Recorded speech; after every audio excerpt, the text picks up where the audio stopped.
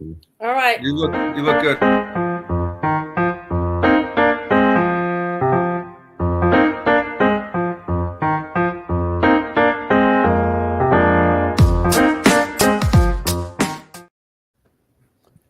Good evening. Good evening. Welcome to Friday's edition of Detroit in Black and White.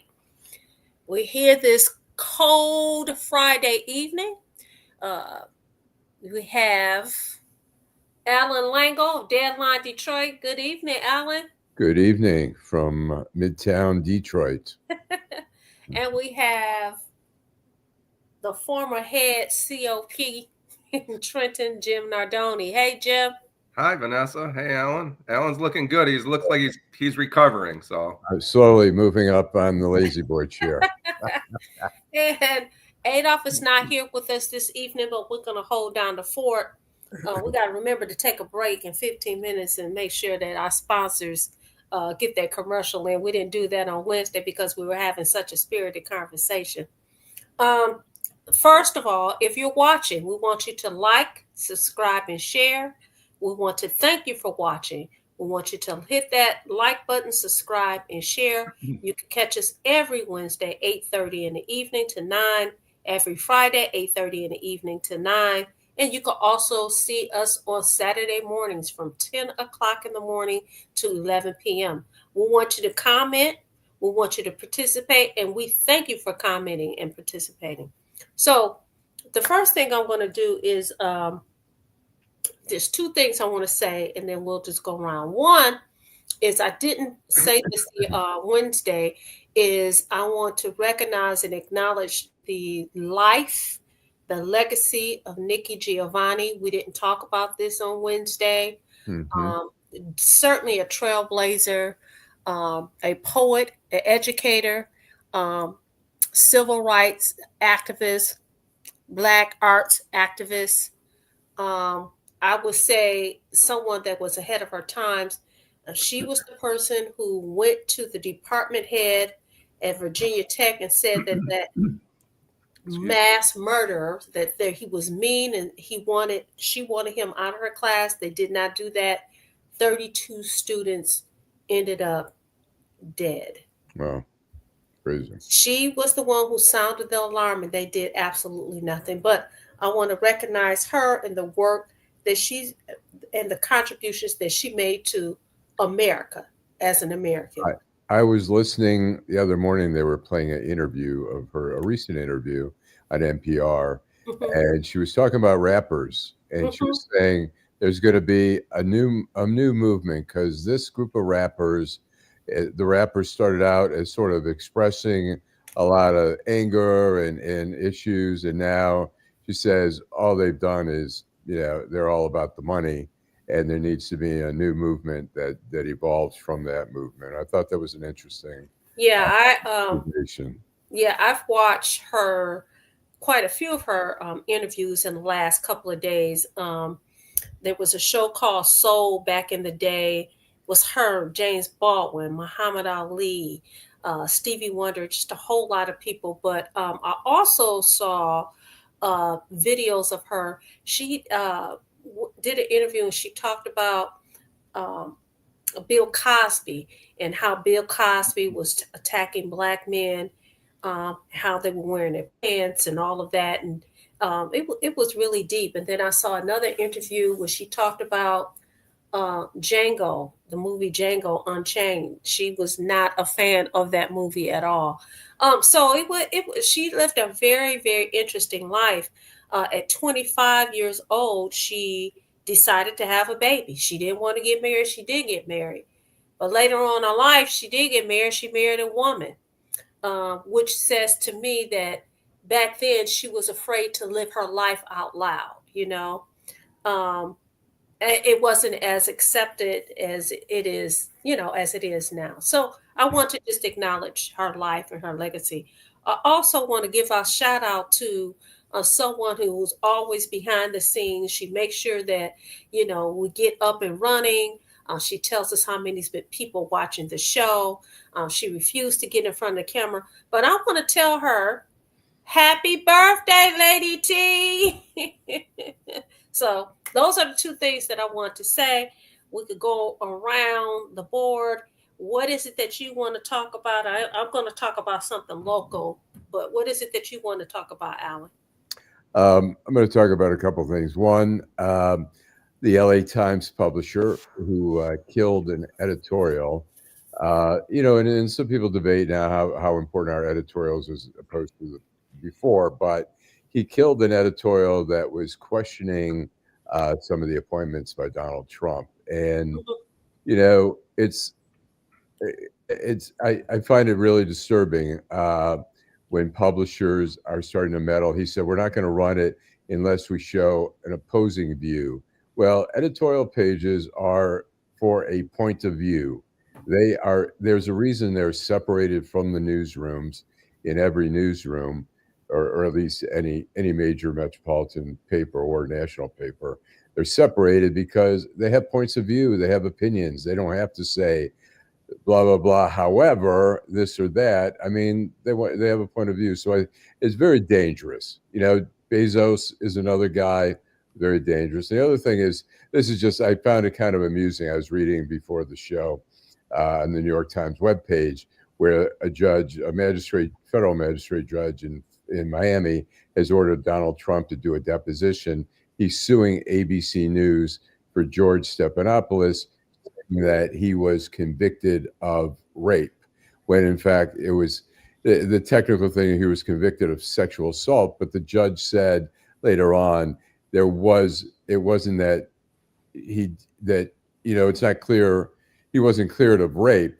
But anyways, I found it humorous because covering First Amendment and libel issues and stuff like that, first of all, for a guy, a public figure, George Stephanopoulos, to make a comment about a public figure, it's such a slicing and dicing of language that a case, I'm shocked that the case is still even languishing. The case should have been tossed out. There's no merit to the case. Trump says it's ruined his reputation, which is a joke. It's pretty hard to ruin Donald Trump's reputation. So That means they're fucking you with him. shouldn't try to ruin his reputation. That's what that means. Yeah. I think they're fucking with him by saying, yeah, okay, you want a lawsuit, then you're going to have to testify at a deposition when there's no case. I don't know why they're even letting it languish like that. So, anyways, kind of amusing. It's disappointing. You should be able to criticize the people that you agree with or the people you don't agree with, and that's really unfortunate. That's the way it always should be. We don't like everything the people we support do, and we should be criticizing them if we think they're doing the wrong thing.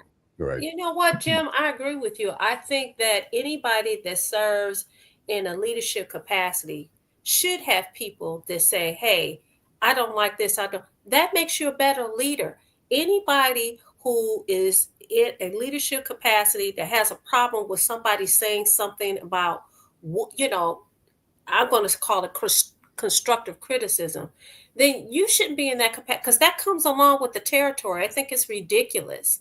You can't have soft skin and be in those kind of positions. So you should be able to take it, and guess what? Bump you. I don't agree with what you said about me, or okay, fine. Let me take it under advisement and let me look at it. Oh, I do want to talk about somebody, but go ahead, Jim. Well, I want to go down a different path. I received an email yesterday, and I'm a member of the FBI Academy Associates. I'm a graduate of the FBI Academy, 233 back in 2008. But yesterday was the graduation of session 292. 292 graduated after 10 and a half weeks at the FBI Academy. 291 graduated 3 months ago, and our frequent guest from our Trenton show, Mike Hawkins, the chief of Trenton, is a graduate of the 291 class. Oh, wow. The reason I bring this up is, most law enforcement leaders, if you're a chief, deputy chief somewhere, you typically go through the FBI Academy training. The current chief in Detroit, Todd Bettison, the current sheriff, Raphael Washington, they're all graduates of the FBI Academy. But the reason I bring that up is I watched a portion of it on YouTube, and the address by the outgoing director of the FBI, Christopher Wray. Mm-hmm. And I think it's an interesting story. Christopher Wray is an interesting story. I've been looking at his bio the last couple of days, and he was a, I guess, recommended. Interesting story, right? Recommended by a gentleman from New Jersey, Chris Christie. I knew you were going to say that. I knew you were going to say that. Yeah. He was Chris Christie's personal lawyer in the Fort Lee Bridge incident. I was not aware of that. And that was a mess. That was a whole mess. Okay. Anyway, yes, I'm sorry. Go ahead. Go ahead. It will be his last speech, apparently, of an FBI Academy graduation class, and he'll be outgoing. But it's interesting how he became. He made $9.2 million 14 months prior to him being appointed as the FBI director by former President Donald J. Trump in 2017. So obviously,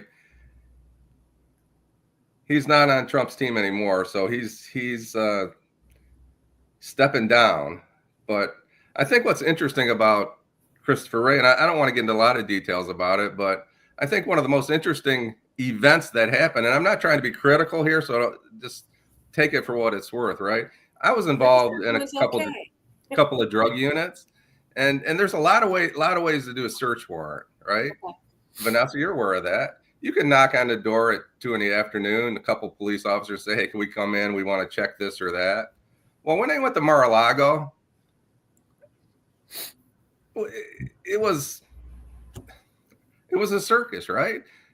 Cameras and police and looking for, what were they looking for, Vanessa? You're an evidence lawyer. Tell me what they were looking for at Mar-a-Lago in November. They're looking for these documents that that he took from the White House that he wasn't supposed to take. That's what they were looking for.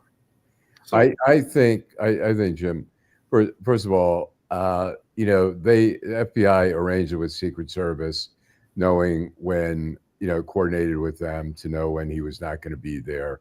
I think he was the one who tipped off the media that was. When you say he, Trump. you believe that. And the thing is, look, you know what? They all take documents. I mean, Joe Biden had documents. Mike Pence had documents.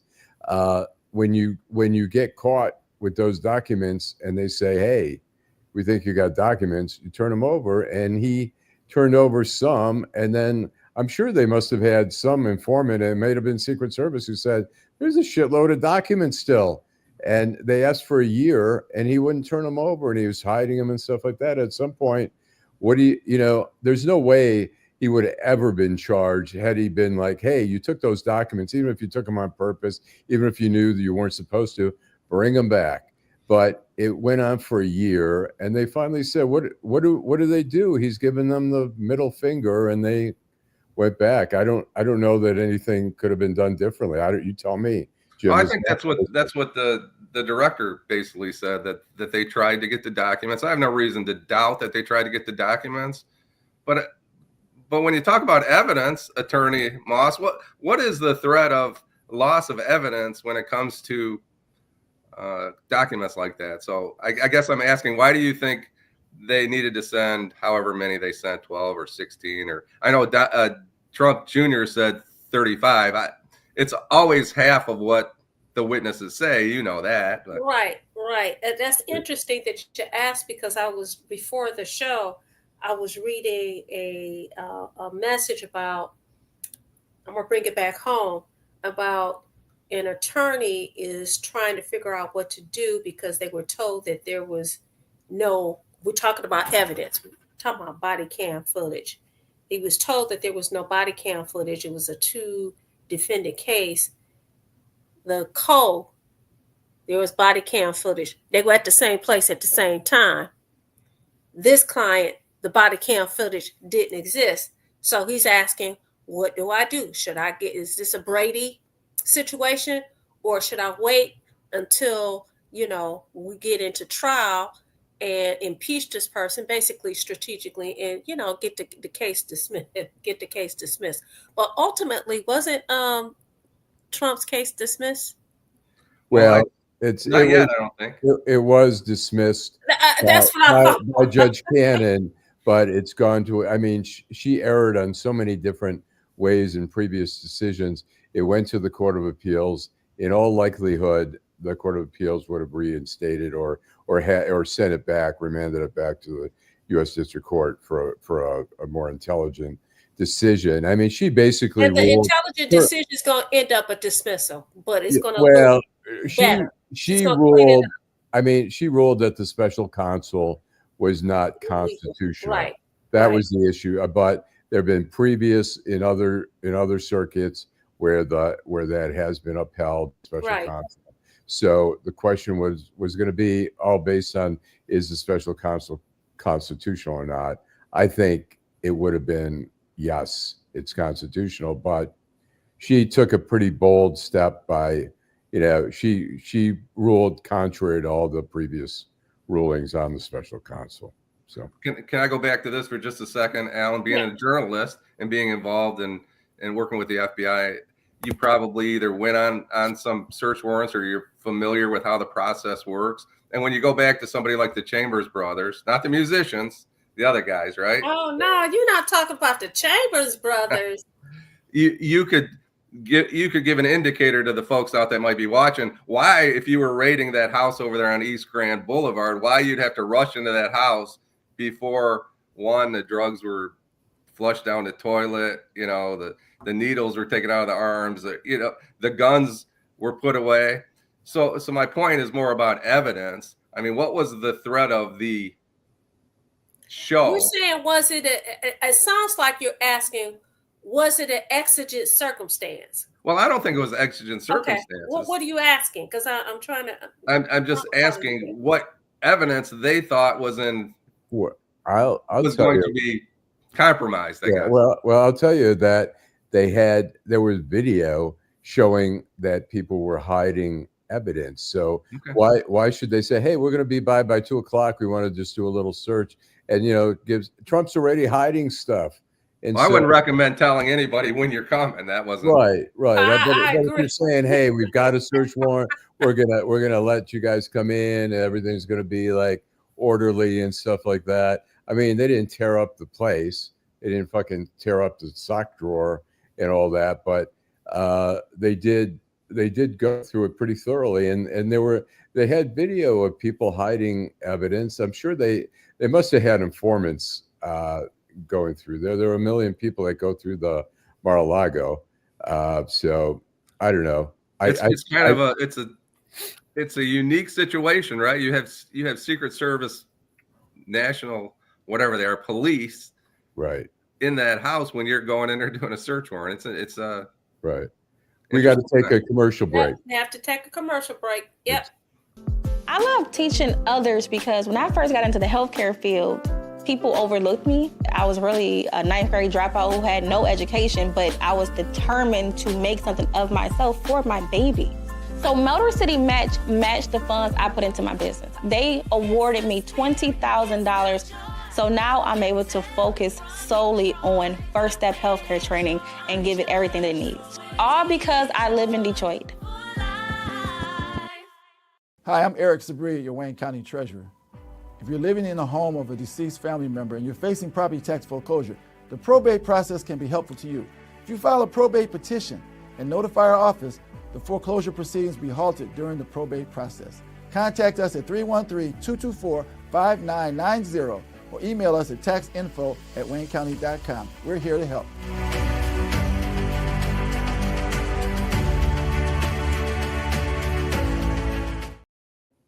We're back, Detroit in Black and White.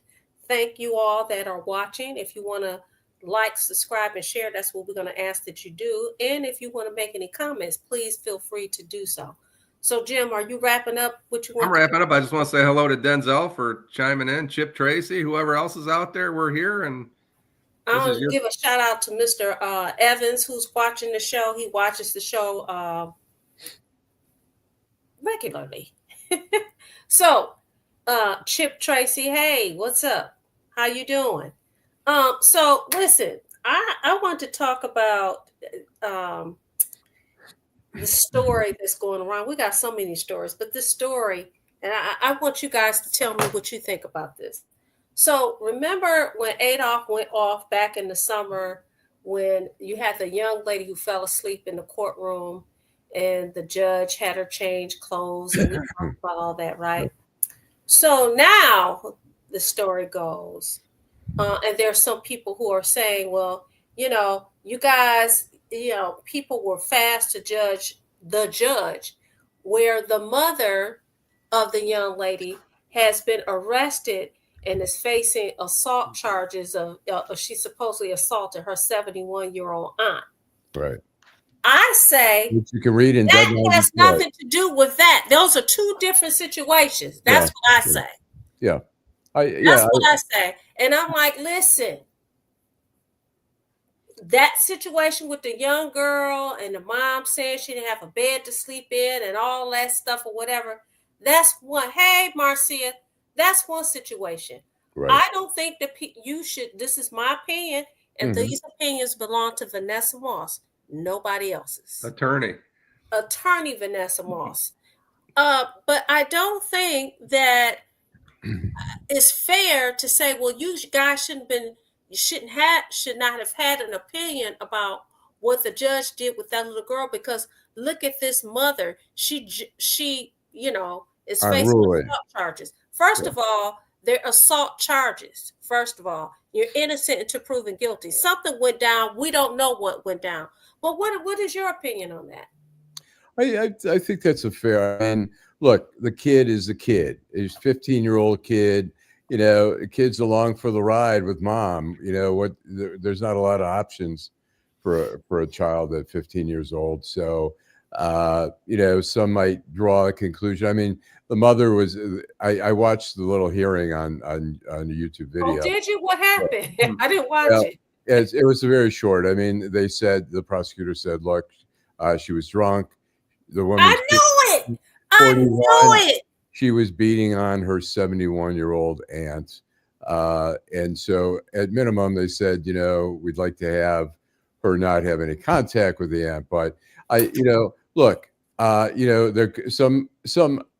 don't disagree with what you're saying, Vanessa. I mean, some people might say, well, look, the kid had no respect and look at the mother or whatever. But the kid's the kid, and the mother's the mother. She's got a life. She's obviously had, she's been homeless or unhoused or whatever the proper term is. And she's had a bumpy road. And the kid, as a result, is having a bumpy road as well. And I mean, the mother's, I think she's living in Clinton. She's listed as Clinton Township now. So maybe they have found some housing there. Listen, that probably was. I'm telling you, I didn't watch it, but I just saw the story and I said, they were probably partying, getting, drunk, high, or whatever. Family fight. Jim, I bet you $10 to the dollar. The aunt not even going to show up at the next court hearing. The case going to end up being dismissed. What you think? I agree with you 100%. But I was distracted. I have to try and show you guys this picture. I have a picture of two pretty suspects, two guys that are suspects in a criminal investigation. I want you to tell me which one's the worst. Can you see this? Wait a minute. Let me put these on. I can't. I can't see it. Michael Hawkins and director of the FBI, Christopher Wray. So I've been distracted. I'm trying to focus, but I'm not sure which one I trust the least here, but we'll move on. Oh, wow. And his graduation just a couple months ago. So. Right. I think it's interesting. I mean, Christopher Wray, not everybody loves him. I talked recently to a retired FBI agent who said, oh, he's fucked. The FBI is a bunch of weenies now. They need to get rid of Christopher Wray, whatever. But I think what was happening is, Jim Comey, who was very egotistical, was too high profile even for some of the agents, where he became, particularly he left, he started writing books about political stuff. He was opposing Trump and being vocal. And I think some of the FBI agents were uncomfortable with that. Christopher Wray, low-key guy. Yep. He was a deputy AG before he came over. Just a pretty straight shooter, but is he the right, I mean, look, he's not, the FBI guys like the G-man. They like Louis Freeh. He was an agent. He was a Bob Mueller. Mueller, but Mueller was very mixed bag because Mueller came in just shortly before 9/11. And so when 9/11 happened, they had to retool the FBI to do a lot of more counterterrorism and counterintelligence. And they weren't used, they were wasting resources because they didn't know how to use them all. So agents were pissed who were doing white collar crimes, who were doing violent crimes. They were being pulled off those things. They were angry at Mueller. Mueller was a very stoic. I had one FBI official say to me once, when I used to go in for meetings with Bob Mueller, I went in nervous and I left nervous. When I went in with James Comey, I went in nervous and I left relaxed. They all have different styles. Christopher Wray, very low key, but there was no way he was going to survive the Trump thing. And I think he did the right thing. Instead, some people were saying they're disappointed. He should have stayed there, let Trump fire him. But you know what? They don't need that. But less drama, the better. They're all brilliant. Every one of them. The three we've talked about are brilliant. Listen, and I think he did the right thing. I'm not gonna stick around for you to say, you fired, which is right. His favorite words. I'm sorry, it is. But it was one more thing that I want to point out. Something that we didn't talk about is all of these people that's getting out of jail free by your President Biden, and people are pissed. Who are you talking to? He let the judge that was the kids for cash get out of prison, and these people are pissed. Get over it. Listen, they pissed. But how is that any different than the now president-elect before he left office? He got people out. What's the big deal? They all let people out, and they all let people. Big deal. Listen, let them out. If they've been doing if people have been there 30, 40, 50 years or whatever, listen, let them out. He commuted or pardoned, really, because that one guy had already. Two people in the Chicago Tribune had a big story about these guys, two guys who had swindled people out of hundreds of millions. Oh yeah, the Ponzi scheme guys. Yeah, and they were, one had already served their time. I think they had been let out during COVID. Right. And the other was also, I think, wasn't going to get released until 2026 and was released. So sure, people are pissed. We're going to see also people are going to be pissed when Trump gets in and he commutes or pardons or whatever the sentences of the January 6th people. That's going to be a problem. So exactly. He's definitely going to do that. So I don't know, people are pissed. And you have the right to your feelings, but let's stop being such hypocrites. If he lets people out that were assaulting police officers and marched on that Capitol and ran in there and are in the midst of a violent action, then it's the end of his presidency. I'm going to tell you that Bannon swindled people out of millions of dollars who were giving him money to build the wall, and Trump pardoned him before he was even went to trial. But then did he end up going to jail anyway? And now he's for out. Contempt. That's for contempt. That's for contempt of Congress. And now he pissed at the billionaires that've given all this money so that they could have this big celebration for the president-elect. He's calling them hypocrites. Dude. How about Kwame? You don't think your boy is happy that these people are paying for his stuff? Get out of here. Of course. How about ridiculous? How about Kwame attacking Biden for giving Hunter a pardon? He had his sentence commuted. He should be happy and just let it go. He served 8 years. He had a 28-year sentence. He served a little less than 8 years. He did okay. He probably would with a little bit of, the federal time is very, give a little bit of good time, essentially. He would have served 24 years had he served the whole thing. But I figured eventually he would get pardoned. I didn't think he'd get pardoned as soon as he did. But, it's interesting. And Bobby Ferguson, his buddy in that, also because he got pardoned, the judge said, well, there's got to be some equity here. Right. So I've got to cut you loose too. So he needs to write that check. We get ready to go off, but I want to follow up with you, Jim. You said Mr. Kilpatrick criticized the president because he basically is giving his son get out of jail free card. I think the criticism is people are saying you should have never said that you wouldn't do that, and then you turn around and did it. My response to them is this: people gonna get mad. God gave us free will. He gave us a beautiful mind, and we can change it anytime we want to, just like I changed my hairstyle today. So what? Who told you could do that, though? I did, because I have a beautiful mind. It is 9 o'clock. It's time for us to wrap it up. Detroit Black and White. We'll be back tomorrow morning at 10 o'clock. We got Randy Wimbley. Right, yes. And we need to get with Chip Tracy, too. And we have all the special guests of Detroit and Black and White tomorrow that'll be joining us. So we'll see you guys tomorrow. And we're going to be doing a remote. All right. Remote, not at McShane's tomorrow, unfortunately. Right? No, we're listen. Did you guys go outside today? Oh, I know you can. Your leg is all jacked up. Derek Henry. He does, Henry. Derek, you're right. He has the right to free speech, but I think it's interesting that he would be. It's just called chutzpah. Right. Okay. Okay. All right. Talk to you guys tomorrow. Bye-bye.